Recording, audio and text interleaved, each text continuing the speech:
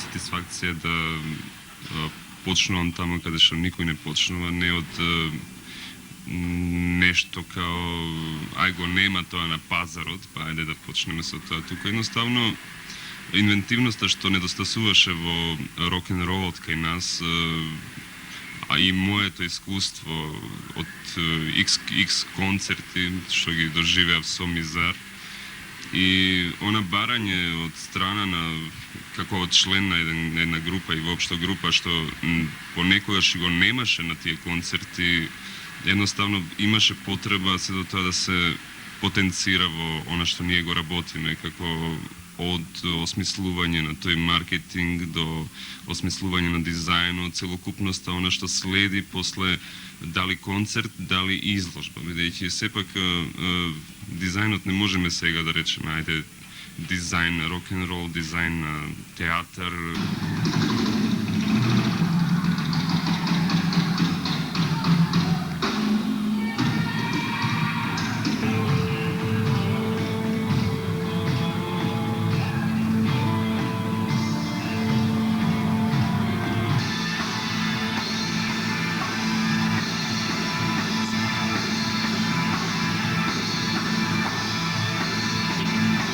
Па да, од секогаш ме копкало да почнам со нешто неистражено, бидејќи кај нас најмало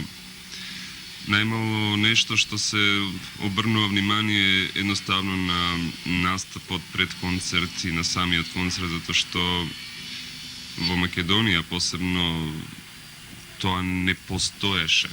Додека ние не се појавивме, не е ништо скромно, ни нескромно. Едноставно се чувствуваше потреба за такво нешто, бидејќи кога не обраќаш некое внимание кон она што ти сакаш да го презентираш, тогаш значи дека не се цениш себе си.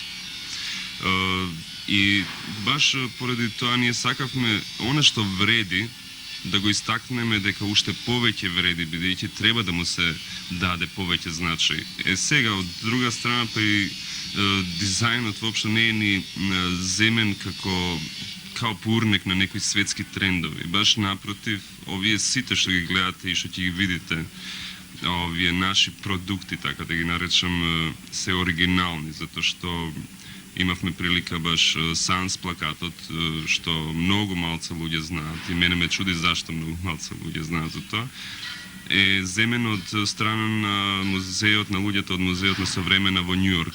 Земен е за изложба прва од таков вид во светот, као изложба на рок плакати, и на тој плакат се земени неколку техники, и самата идеја и самиот стайлинг го работевме ние, и изработката на тоа, така да самото тоа е доказ дека овдека постојат идеи и може да се пласира многу повеќе отколку ова што е.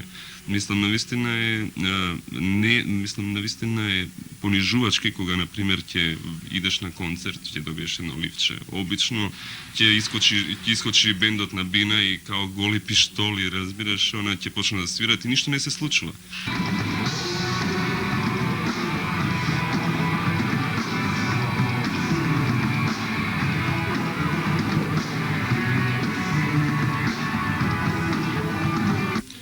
Изложби на фотографија, каде што на фотографијата кај нас не се даваше баш толкава слободен израз, као едно клише од ова галерија, знаеш, и изнаредени фотографии, така додека во ДОР се проба една сосема нова работа, како еден перформанс. Лично авторот е тука, имаше, например, Зорица Бајин Џукановиќ, познат рок фотограф на времето во екс-Југославија, така да лично таа ги пушташе следовите, например. После Зијад Никочевиќ правеше перформанс и така натаму, што, например, имавме и ретроспектива на една бугарска фотографија, каде што беше пласирана сосема на друго место.